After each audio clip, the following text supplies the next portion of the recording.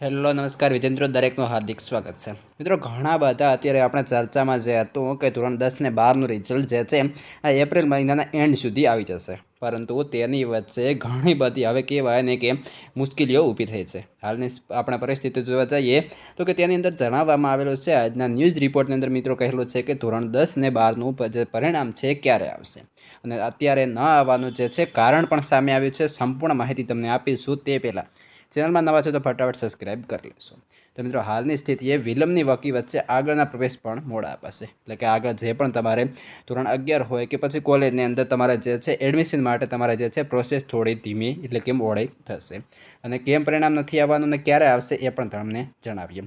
તો મિત્રો, ધોરણ 10 અને 12ની અંદર જે છે પરીક્ષા આપી હતી એ ટાઈમે જે કોપી કેસ થયા હતા એની જે છે હજી સુનાવણી એટલે કે તે બાબતે કોઈ પણ હજી ચર્ચા થયેલી નથી અને તે માટે બેઠક પણ બોલાવવાની હતી અને તે બેઠક પણ હજુ બોલાવાઈ નથી. તે માટે કરી તેનું જે છે સંપૂર્ણ નિરાકરણ આવ્યા બાદ મિત્રો સંપૂર્ણ જે છે તમારું રિઝલ્ટ આવી શકે છે.